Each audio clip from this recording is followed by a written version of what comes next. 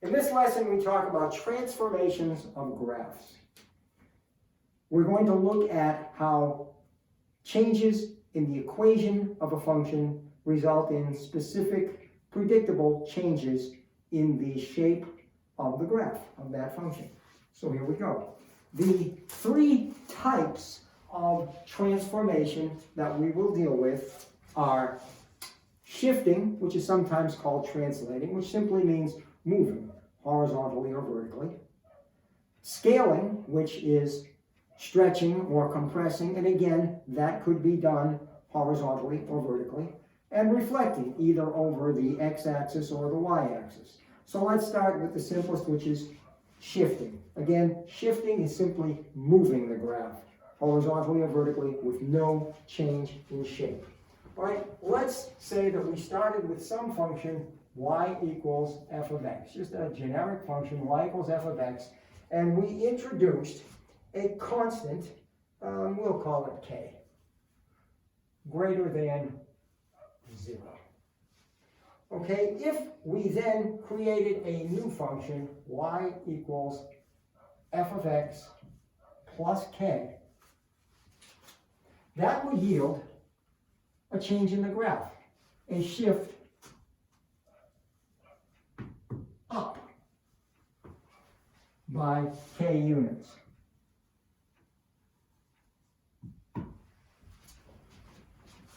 You see, because every y coordinate for a given x would be k more than in the original function. The y coordinate would be increased by k for every x. Or if we create the function f of x minus k, I think you'll see that that will shift down by k units. All right, as an example, let's just take the simple parabola y equals x squared. We know what that looks like. Y equals x squared, vertex at the origin. If we were then to let k equal 1, so that we want to draw the graph of y equals x squared plus 1, well, that would be a parabola of exactly the same shape, except moved up by 1 unit. Or, if we wanted to draw the graph of y equals x squared minus 2, again, parabola, same shape, but shifted down 2 units from the original. And that is vertical shifting. Now, if instead of adding or subtracting k to or from the f of x, that is the entire y,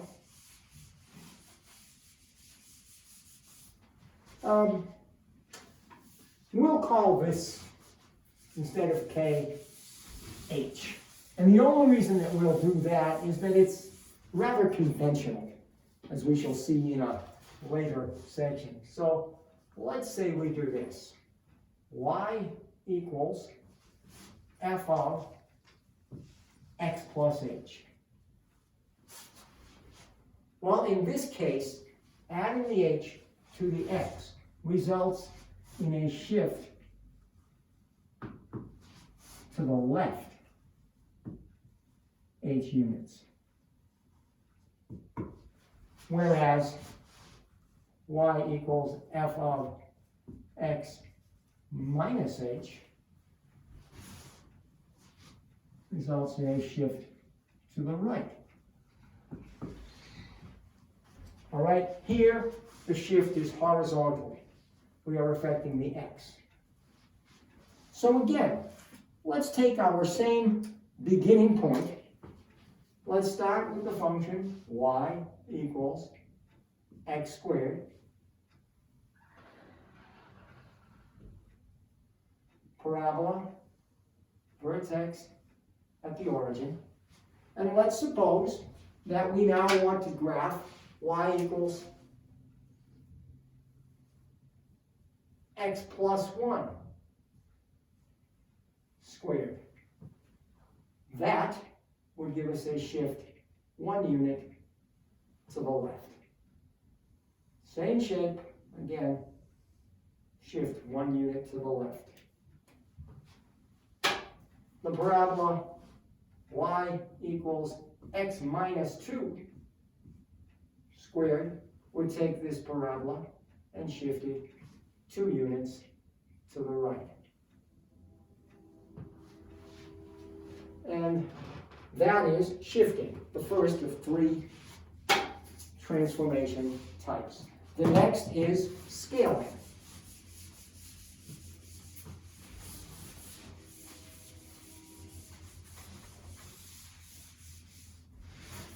Scaling, unlike shifting, will give us a change in the shape of the graph. Remember, scaling is stretching or compressing. So let's say we start with some function y equals f of x. And we'll introduce a constant, we'll call it c, greater than 1. Okay?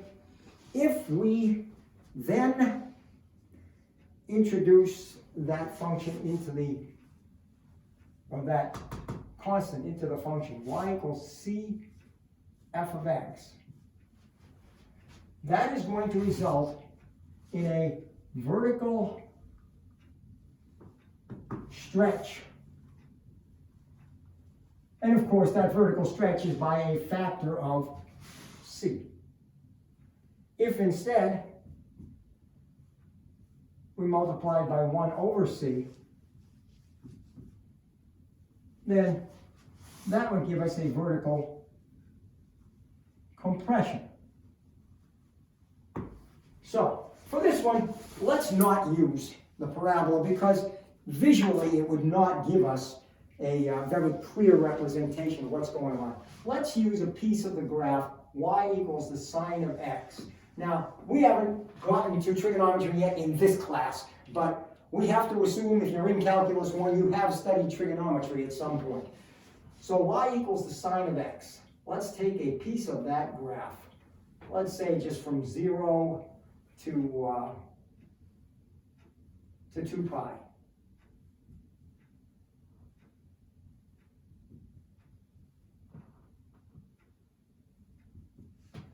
And hopefully you will remember that the range of the sine function is -1 to 1. The sine of 0 is 0, the sine of pi over 2 is 1, etc. I am hoping that you remember this. And there is our piece of the graph. Now obviously it goes forever. The domain of the sine function is -infinity to infinity. The period of the sine function, 2 pi. That is, it takes 2 pi units for it to go through all of its y values and then start over again.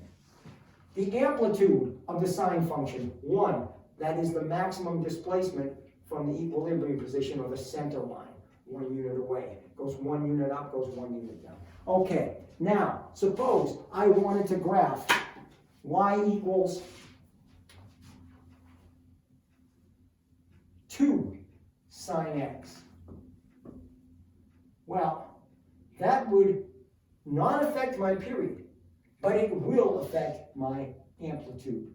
The new amplitude will be the absolute value of whatever number is out here.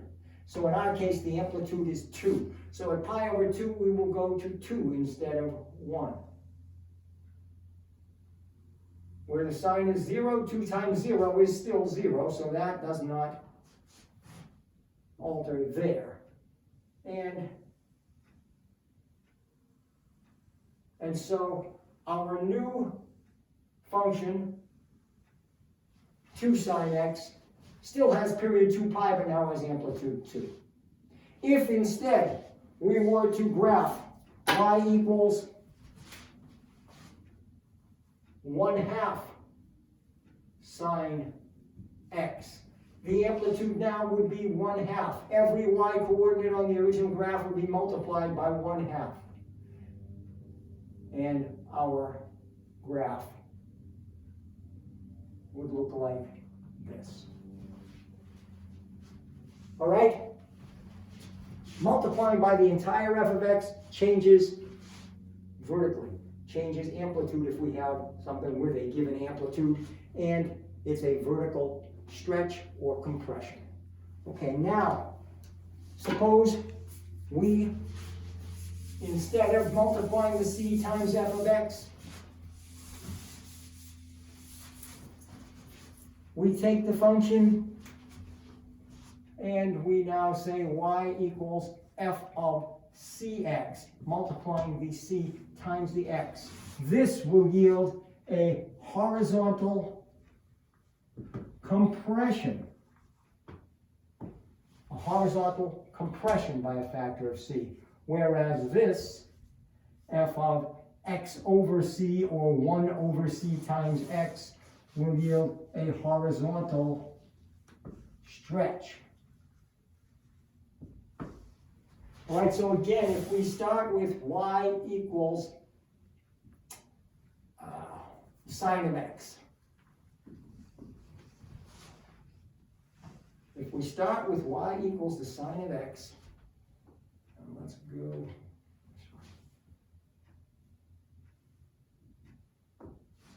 All right, y equals the sine of x, and we'll say pi over 2, pi, 3 pi over 2, 2 pi, and keep that going.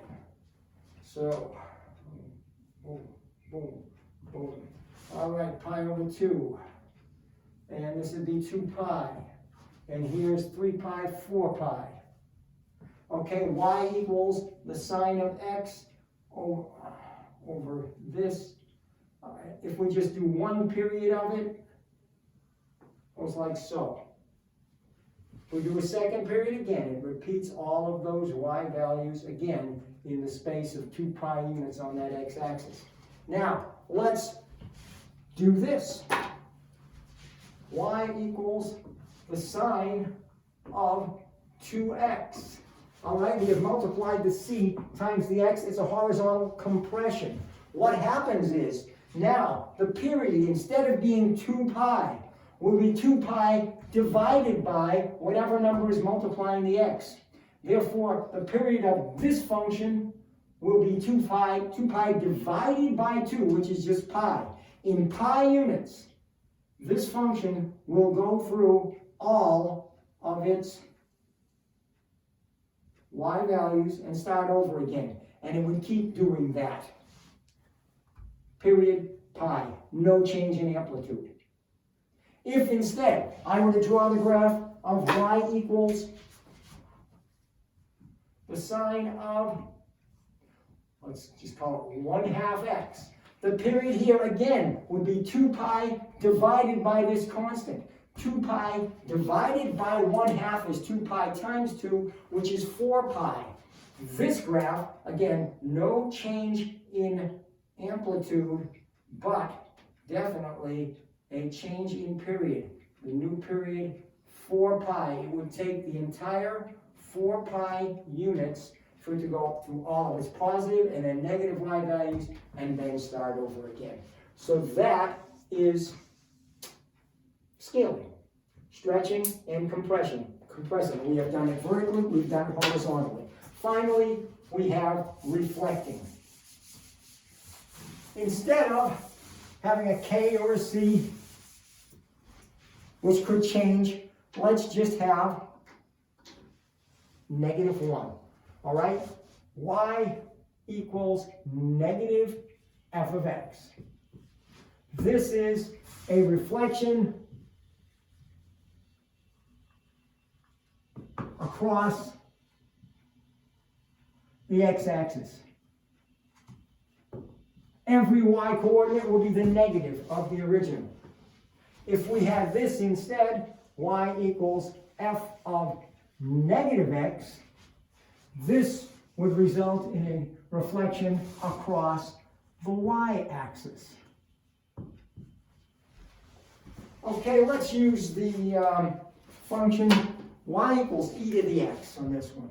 Again, we haven't studied exponentials yet, but I have to assume that you have some familiarity with them. Y equals e to the x.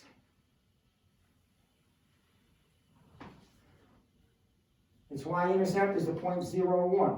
It approaches 0 as x approaches negative infinity, and the limit is infinity as x goes to infinity. Y equals e to the x. All right? If we were now to graph y equals negative e to the x,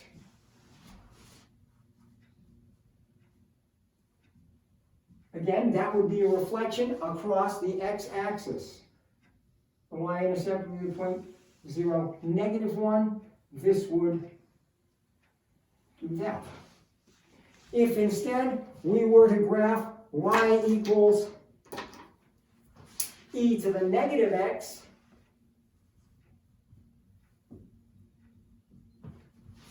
then it would take this original graph and reflect it across the y-axis.